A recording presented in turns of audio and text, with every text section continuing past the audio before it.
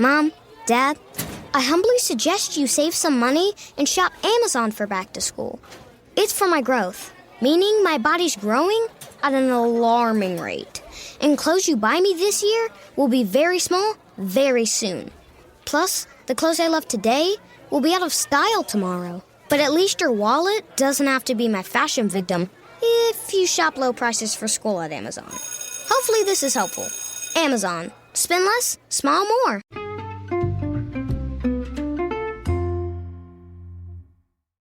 Hi, everybody, and welcome to the Dr. Psych Mom Show. Today, I'm going to be talking about financial abuse and control, and this is something that many people experience when they don't really understand how the money is managed in their house, or their partner tells them, that there are various savings and plans and this and that, but they have no idea what any of them are. And there's also, of course, the situation where people think that they are being financially controlled, but in reality, they are opting out of understanding this stuff, and the other person's trying to get them to. So we'll talk about both of those situations today, among others.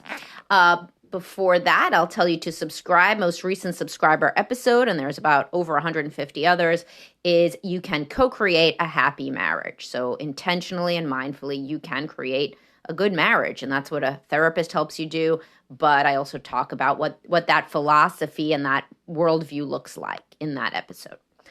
All right, so I work obviously with many people who have money, as it is, as we are out of network, our practice, and I have coaching clients and therapy clients, and people have money, and that does not mean though that both people feel that they have money in any marriage. So over the years, I've worked with many people at all income levels, and this isn't even based on your income level at all.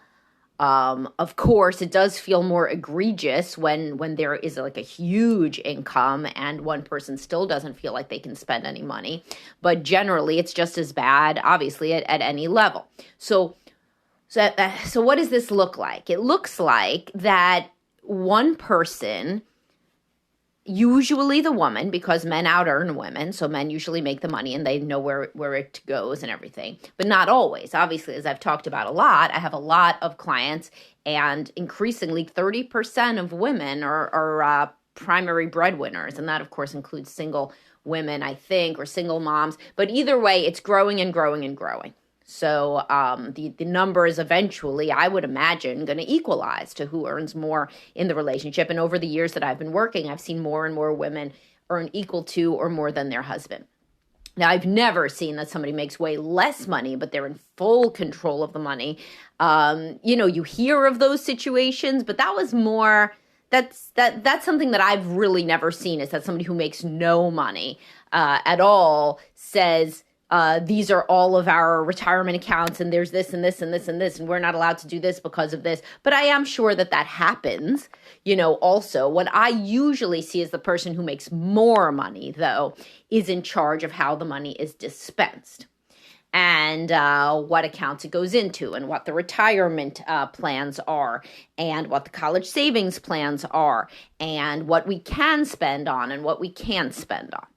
So this is the person that says, no, the thing that you want to spend on is stupid, but the thing that I want to spend on is smart, and has all of these post hoc rationalizations why. And this is really linked to my podcast, when you can out-talk your spouse, because often there's a lot of reasons why, let's say, the guy getting like a Lux gym membership is more important than the woman signing up for her glass jewelry class or whatever. I'm just going to use that as an example of a female hobby for now on. You know why if you've listened to prior episodes. But the point is, one person does not get to make financial decisions, and they feel controlled, and they often feel like they don't know where the money goes, how much money there is, and what's happening with it. And sometimes there's an allowance sort of situation where one person is given X amount of money into their account, and then they have to spend. I've heard things like they have to even buy groceries for the family out of that. And so they basically have no money that's just for themselves, because the other person makes them have to ask as a form of control, So if she wants to go get her nails done, then she has to ask because she doesn't have extra money because she spent the money on the groceries and the kids' stuff and whatever. So who acts like this? Well, it's typically people who are super insecure.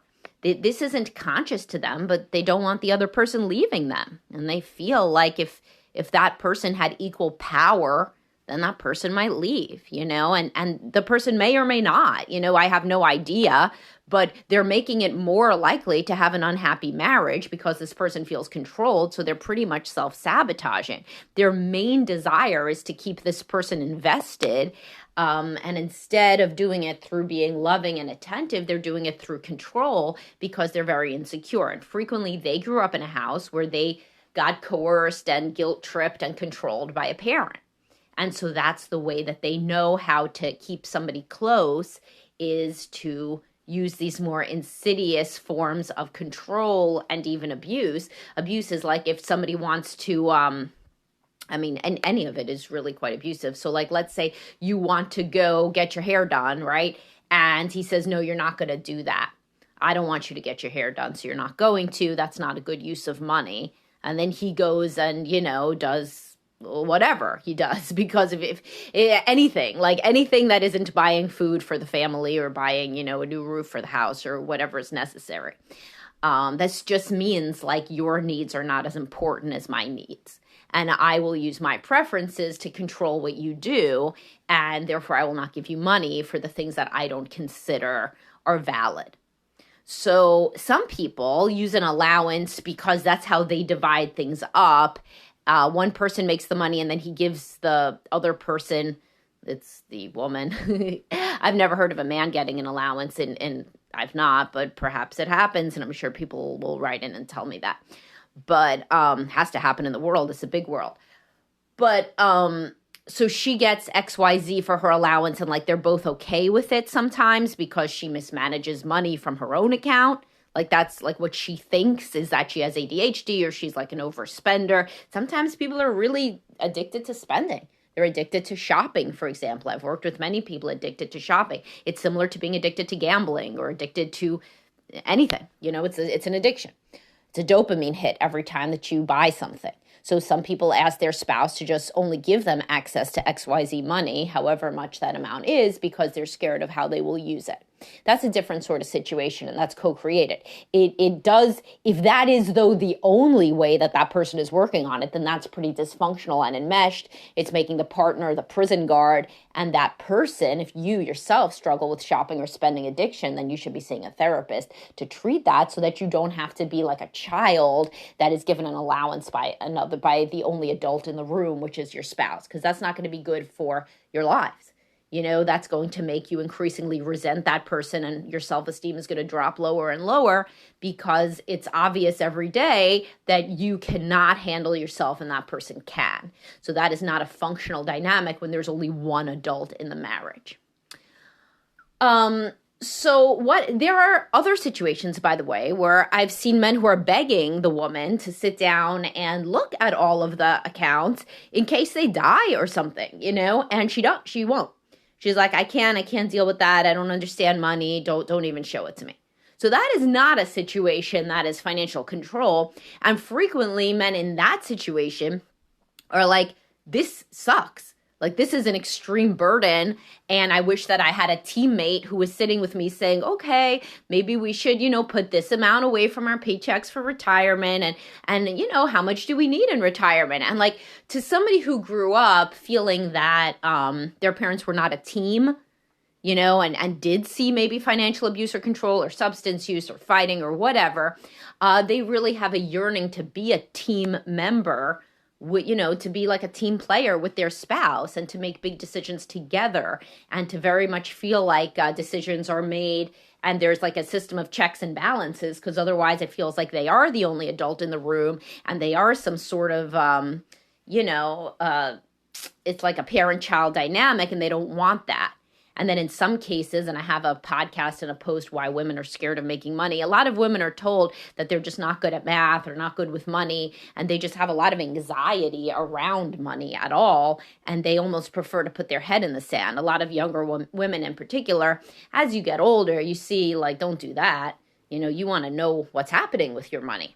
And it can be very helpful to go to therapy if you're a woman and focus on why am I scared of making money? Why am I scared of knowing about money? Like, what do I think is going to happen? A lot of people who didn't grow up with money, by the way, when they do finally, when their husband makes some or they make some, they don't know what to do with it. They keep it all in their checking account or something. They don't know how to invest it. They get scared that they're going to make the wrong decision, that they're somehow going to fuck things up and be, evicted or homeless or something that makes absolutely no sense based on the amount of money that's around, but made sense based on their childhood, where financial instability was a thing. It's very hard to go from one socioeconomic class to the other. And I work with a lot of self-made people. And that definitionally, they're going from one to the other, and so, there are so many ways that this manifests, and always what ends up happening, at least from what I see, for people who eventually come into therapy, or, people who are in my Facebook group, because you should always join my Facebook group. There's a lot of discussions about money and who manages the money and such in there. What ends up happening, as I said, is that the resentment builds and the parent-child dynamic becomes more obvious. And then particularly as people get older and the woman grows more confident, then she says, where is our money? What is happening with it? I want to see it. I don't even know what I would do if you left me, for example. Where are the accounts? What's going on? And at that time, the man, if there were any elements of control, he could feel threatened, like she doesn't trust him, basically as though your child was saying you're being a bad parent, because now the person who is the dependent is saying, I don't want to be dependent. I want to be independent. I want to know what's going on. So it's kind of the same effect on the marriage as parenting a teenager is on being a parent, which can be very difficult as the teenager tries to individuate and talk back. And that's almost how it's perceived in these situations. Now, there are also situations where the lower earner spends more. That's for sure. Men don't tend to feel that that's financial abuse or control because it's so obvious that they get the paycheck and that they are, consenting to how things are spent, definitionally. I mean, they could have their paycheck routed into a different account, if they wanted to. But these are situations where the woman says, oh, I need, let's say a new kitchen. And the guy wants to go, take a family vacation. And she says, we don't have money for that. We only have money for this thing. So, of course, there's many situations where the woman is the stronger personality and the one that makes the decisions. And the man may or may not resent that, no matter who earns the money. But situations of financial abuse generally tend to be, I can use this money for what I want, and you cannot use it for what you want, especially things that are just for you. But there is also an element of control in general and who makes decisions, whether or not they have to do with money. And sometimes people do use money as a last resort, when they don't know what else to do. So if let's say, a woman really did not want to travel because she's so anxious and germophobic, and she thinks that the kids are going to get sick if they go on a plane. Well, she might say, I don't want to go because it's too expensive, or anything like that. Or if she's scared that he's going to go get drunk and cheat on her on a boys' trip, she's going to say, we don't have money for a boys' trip.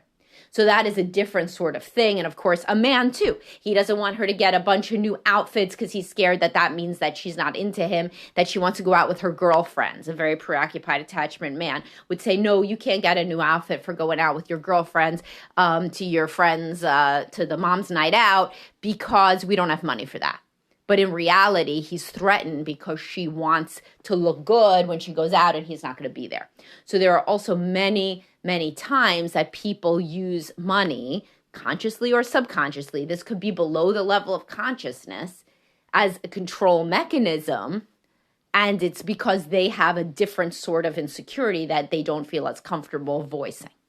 So if this resonates with you at all and you don't know how money is managed in your home and you realize that you want to, then that would be a discussion that you can have. There are, you could go to couples therapy to deal with that.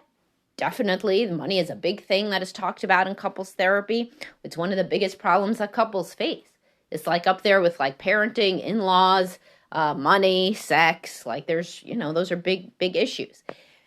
And if you do not feel confident having these discussions at first with your partner, then in individual therapy, you can figure out why you either do use money to control, because some people are listening to this and they're like, ooh, that's uncomfortable.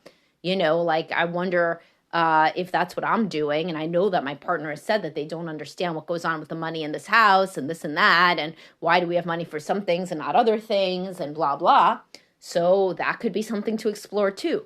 9 times out of 10, a parent used some sort of coercive, guilt-trippy control to make you stay close. And that may have backfired. You may be estranged from a parent that did that. But still, you learn that mechanism of control, so that's kind of your go-to. All right, well, I hope you guys found this interesting. And do subscribe. And I will talk to y'all soon. Have a great day, guys.